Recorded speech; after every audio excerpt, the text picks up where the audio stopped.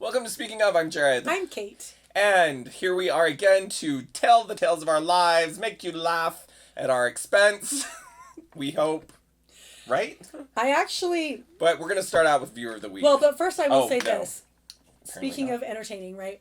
I had to make the point recently because I had to give a presentation. And it was kind of long and it wasn't really exciting. And the crowd wasn't super warm. So I was talking to my friend afterward and I was like, yeah, it was okay. I mean, at least I have this. I entertained myself. At the end of the day, that's all that matters. If it makes you feel better. We entertain ourselves. Exactly. And at the end of the day, that's all that matters. It's true. Well, I'm speaking in voices now, apparently, while I teach to entertain myself. And I didn't even catch myself until a speaking coworker. In voices, well, it's because I go out to... So, like, today I was like, all right, everybody look at this story problem. Takes 10 seconds to think about it. And everybody, what's the answer? It's like a game show. It was like a game show. But I would, go between that and my normal voice. Anyway. I think you should bring in... multiple personalities, I guess. Stanley Walker. Just throw in some accents every so often and just see what happens. Throw in accents and it drives my one student nuts every time. Mr. Vincent, you are not British. Maybe you are. Maybe the rest of the time you're doing an American accent. How does he know? Oh, I'm going to use that tomorrow. Told ya. All right, Viewer of the Week. Viewer of the Week. This week's Viewer of the Week is my friend Christine, who told me... My friend Christine. Wasn't there a show? Oh, no, that was The New Adventures of Old Christine. There could be a new show called My Friend Christine. My friend Christine, who is awesome, by the way. She's Viewer of the Week because she made my week with the story that I am about to tell you. And as you all know, everything is fair game. I was about to say nothing is fair game. Everything is fair game. Everything, so much so that I have a friend at work who had admitted... Is she afraid? She admitted that she's afraid to talk to me for fear that she's going to say something that we will then make fun of on the show. And I assured her, if that ever did happen, which I assured her it would not, we would use a fake name. We do use fake names, but that's the benefit of nobody knows about my show at work. Oh, sorry, our show. I was going to hoard it all to myself. Anyway, The New Adventures of My Friend Christine. The New Adventures of My Friend Christine. Okay. This is the best. I haven't been this excited since the imaginary llama story. And everyone knows that's a favorite. Flashback. Anyway. I'm getting all giddy just thinking about it. Okay. Spit it out. I've been waiting for days. So, she goes to her son's first grade class. Okay. Okay, anyway, she's in her son's first grade class. And at the end of class, that's a whole other story. So at the end of class, they have 5 minutes left over. And first Christine was pointing out, she's like, these first graders, all they want to do is just talk. Like the whole time, the whole class time, right? True. All they're trying to do is tell their story or this story or whatever stupid thing. And then it's all about the captive audience. Yes. I swear. And so, but then as soon as you give them the opportunity, they're like, or I joke that they do that. Well, when I went, and you're like, spit it out already. Anyway, so all class period, they're waiting to do their talking. So anyway, at the end of class, they've got 5 minutes left over, and the teacher says, okay, we have 5 minutes. Should we play What's Up? And Christine is thinking, What's Up? Is that like some version of 7-Up or whatever? Right. No, it's genius. Even better? It's genius. Oh, wow. What's Up is literally, what's up? And the kids all do the Hermione Granger. And so she calls on somebody. And she's like, all right, so-and-so, what's up? My brothers are really lazy and blah, blah, blah. They don't do anything. And they always try to trick me into doing their stuff for them. And I was like, yeah, and all the adults are thinking, haha, yeah, we did that. And then, so then it's somebody else's turn. What's up? And something else and whatever. Well, then it's What's Up? And this kid full on is like, yeah, the other day I was at home and I was playing. I can't wait to hear this. I was playing Find Your Baby's Daddy. And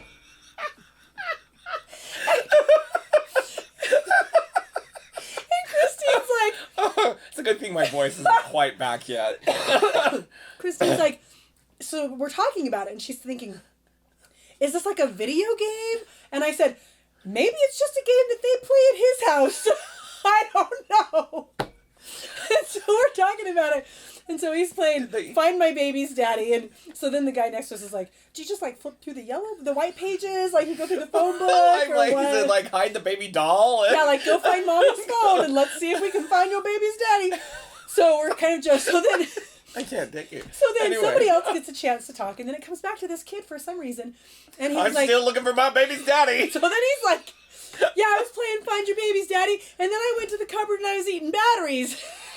So we're like, wait a second. So then we're having the discussion about, okay, is this like for real? Is this kid really eating batteries? Well, and you never know what they're confused. Right. So should the teacher call somebody? Or at the same time, then we're like, well, oh shoot, what was the other thing that we said? This is embarrassing. Oh yeah. So then the other guy was like, Parker says, well, maybe he's like a compulsive liar, and I'm like, we can hope, because the alternative is the kid's eating batteries. So I'm thinking that's the better scenario, that he's a compulsive liar. Oh. So. Oh wow, there's more. Come to find out, we did a little research, and as it turns out, Find Your Baby's Daddy. Oh no. Is a real game. Oh my gosh. Now. But why would you let your children? I would be mortified. Well, I don't know. They may not know, because this, okay. It's Who's Your, okay, here's the thing. It's Who's Your Daddy. It's really called Who's Your Daddy. Find My Baby's Daddy. Yeah, so I should probably tell them, because, yeah, I told Christine that it was literally called Find Your Baby's Daddy, but it's called Who's Your Daddy. Okay, so this game, it's found on Steam, all right? That's okay, I know. Okay, so I'm reading this description to them, okay? This is what the story says. Okay, first of all, it says, the Who's Your Daddy game is the most WTF video game you'll ever see. WTF. Okay, here's how it reads. I just walked into my living room to find my partner laughing at the computer with a look of abject horror on his face. He was over on Steam, a website where people get video games, so I asked if he'd found something new. I can't play this, he said. I can't find my baby's daddy. It looks weirdly brilliant, but I absolutely can't play this. That's when I met Who's Your Daddy? A new one-on-one player versus player indie video game that pits two online players against each other. One player plays the daddy and is the father of the crawling baby and who is trying to baby-proof the house and keep the baby safe. The other player plays the baby, and that player's goal is to kill himself by any means possible. If it sounds like a joke, that makes sense. According to Kotaku, the project initially started out as a joke, but people liked it so much that now it's a real thing. Kickstarter, what have you. I love this part. Oh, there was once a time when I thought no game could be weirder than the game where you escort Kanye West's mother to heaven. Poor Kanye West's mother. Is she alive? Then I thought no game would be weirder than the one where you perform a C-section on Princess Anna from Frozen. I'm sure something will come along to unseat Who's Your Daddy soon, but for now, it wins. So now what I have to show you... No, I'm afraid to know. Oh, no. Oh. Is the picture. Because it's not enough. It's not enough. And we will show you this picture as well. Tell me that baby doesn't look like Gollum.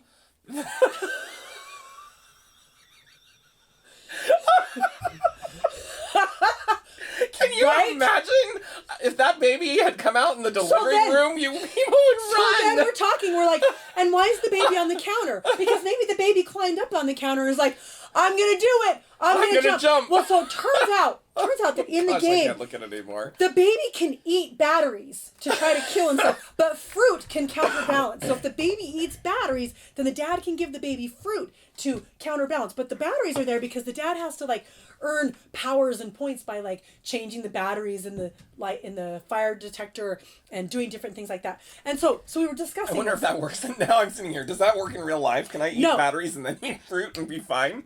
No. Also, I was like, so we were talking about whether, because Christine's like, as a parent, I'm pretty sure I'm not going to let my kids play this game. And I said, well, as the father character, they could be learning skills. Right. Like, how to Don't change... let your baby eat how to batteries. change diapers or to change the batteries. And then I said, oh, but wait. They're virtual skills. Because as far as I know, you can't change a real diaper or a real battery with ABAB. No. And then I said, no. do they even have those buttons anymore? And Parker's like, not on phones. And I was like, No, not on okay. phones. Not Yeah. on phones. So, Tragic. So there you have... And so, yeah... Wow. Who's your daddy? Or I prefer the name Find Your Baby's Dad. Find Your Baby's Daddy. I do like Find Your Baby's Daddy. And I do like the idea that that's just a game that they play at home, at their house. I'm telling you, it just... Did I tell you everything about that? Gosh, I sure did. you surely did. Because, isn't that great? Wow. Is that I don't even know where to go from there. Wow. Oh, wait, I do know where to go. I will now humiliate myself I'll tell by you where to go. retelling my colonoscopy story. Okay, whoa! No. Whoa. This is good. First of all, only 80-year-olds tell colonoscopy stories. Oh, no. This Just is because good. we've both had them doesn't mean we have to talk about them. We're not 80. No, we are not. So I had my virgin colonoscopy this week. It's not that bad. It isn't. The cleanse, the detox is the worst part by far, as anyone will tell you. Yeah. So it starts out, and the sad part, well, not the sad part. No, it is the sad part. When you're single like me and everybody is working during the day, you have to have your mommy take you to these things because, they put you under and... I would have taken a day off to take you so that I could record you. And that is why she didn't do it. We all know why exactly I was not why. invited. I should have had a chat with your mother. Yeah, so... Does your mom have my number? Luann, let's chat. You're getting a text later. Anyway. So we're in the waiting room, and I had gotten up to use the restroom, and I hear the nurse come out and call my name. And so I go out, only to find the nurse very, talking to my mom. And now beware, I'm going to have to touch you. To do, well, we'll be taking care of him today. And, everything's going to be fine. And what's your name so that we can call you, can your mom come back with you when you're coming out of anesthesia? Yeah, that's great. That's fine. She can come back. So as we're walking back, the nurse again puts her arm full around me. You're awfully young to be having this. They never told me that, and I've been a couple of times. I'm offended. And I'm like, oh yeah, and I think I stiffened up because I'm not a hugger in general. So maybe she thought something was like legit wrong with you. Well, okay, so she's like, he's probably gonna die. So we're young. It gets worse. So so I stiffen up and she takes her arm, because she can tell, and she's like, so, we're going to take care of you and we're going to put you under. And again, I get the pat on the back. Well, at this point, I'm like, what does this woman know? Like, do I have cancer already? Or what does she think she knows? Yeah. I'm dying, because that's what I felt like. This is it. We're putting you under. It's like when you put your dog down. This is it. I'm walking in the back. So I get back there, get in the gown, whatever. I'm in the bed. Very nice warmed blanket, though. I must say, I do enjoy that. Yes. So we continue talking, and she's like, so what's going on? And I'm like, oh, I have diverticulitis. It's none of her business. This is why the referral came. And so we're chatting and blah, blah, blah. So you're having this done to see if you need a section of your intestine removed? No. Kinda. No. Then she starts talking to me about the living will. Yeah, that's never a good conversation to have. Now, we're not going to... We're going to talk about the living will, but we're not going to do one for you today. You just need to know about it. Okay, you're safe. This is for next time. If it gets worse. I guess. So, very nice chat with her, and, they get my IV hooked up. Go back, having a nice little chat. And so they're like... And I guess I was prepared for the original anesthesia. I haven't been under anesthesia in a while. Right. And I'm used to the, okay, count back from 10. Right. So they hooked me up, okay, have a nice nap. That was it. I I was gone. Have a nice nap. That was the last thing I remember. Really? It was that instantaneous. It was have a nice nap, gone. I So, could use that every night. well, sadly, I use the same thing that Michael Jackson used when he Oh, overdosed. so that's why you really called it that. Yes, that's he really why I did text me later and said, I gotta go sleep off my Michael Jackson drugs. And I'm like, was it too soon to make that joke? It's accurate. Soon or not. Well, and I didn't it's feel true. bad about it because he didn't do it. The doctor did it to him, so It's true. But didn't you know. you ask for it? he did ask for it. Didn't he ask for it? Didn't he ask for it? Wasn't he asking for it the whole He time? did ask for it, but the doctor, yeah, way over medicated. Anyway, So the end of this story is I wake up and sadly there was no video. Like I came out of it pretty coherent and so you think. well, so I think.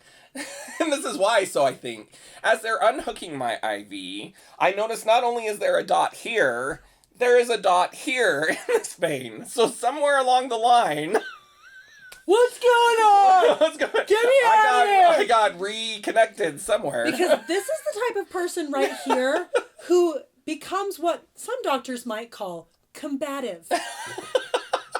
I don't know. I don't imagine I He was and the combative. Huff both. I can see it right now. What am I? Get this off of me! I want to get out of here. Wow, I'm hungry. I haven't eaten in days. I was so hangry. Oh, you don't know. When I was texting you about the Cheetos, so I was on the fast, right? And, and there was this bag of Cheetos, and I was convinced that one Cheeto would certainly be gone by the time I went in for the colonoscopy. But everyone will be proud that I put the bag, I had the bag in my hand. I put it back in the cupboard and shut the cupboard. I walked away.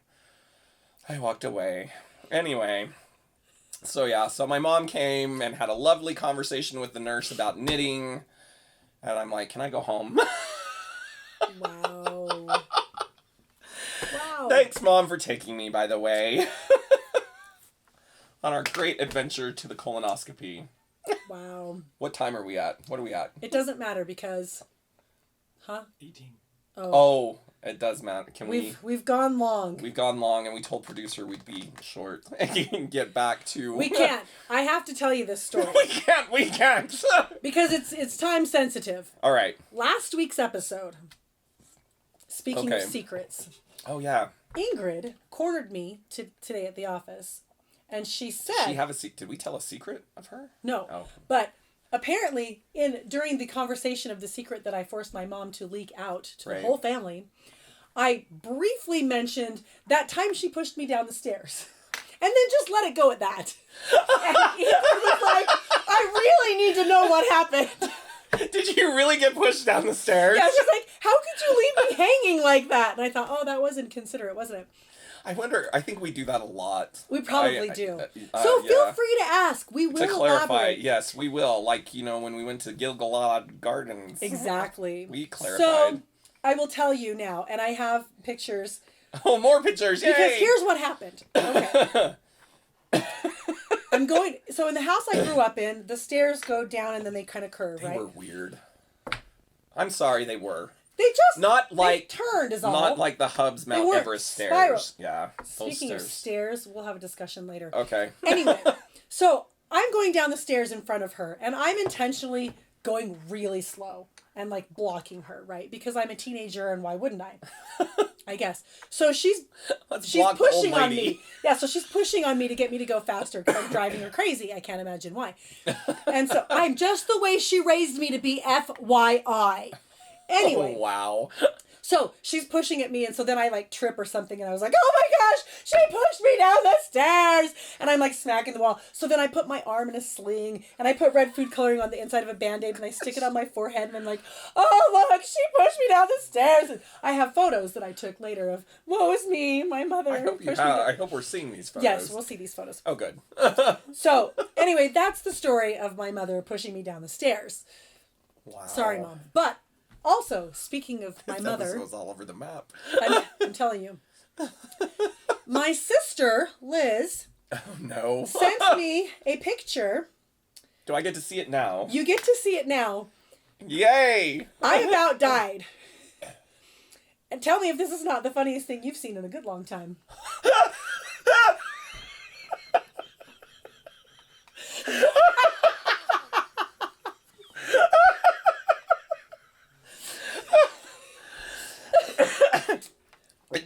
Now, is that real or was that Photoshop? So it's an app, apparently. Okay, that's what I was going to ask. Because at first I was It's like when I made you Maleficent. right? Awesome. I need to find that picture. Anyway. And I'm just thinking of all the students that she had over the years that were afraid of her. How much worse would this make it? Her eyes, the fact that she's like looking up and over, just, it really seals the deal on the, I mean... I am sorry. See, and I've already got taught that, wow, you're going to want to tune in next time. Because we went over. Wow. But boy, was it worth it. Right? So let that image just, haunt your dreams for a while. Because there's a Judy Jackman you ain't seen every day. No. Oh, that was awesome. All right. That's it for this week. I'm Jared. I'm Kate. We'll see you next time. Sad that it's over? Well, it doesn't have to be. No. Give us some likes and comments, and we will talk about you on the air. Tell us your funny story. Maybe we'll share it. You could be Viewer of the Week. Viewer of the Week. That's you right. can join the ranks of Devin and Chris and Publicist. That's right. It's a pretty exclusive club. It is. You should be in it. You should. So comment, like, share us. Subscribe. And subscribe so Most you don't miss important. any of the topics that we transition to between tangents. See if you can keep up. You can do it.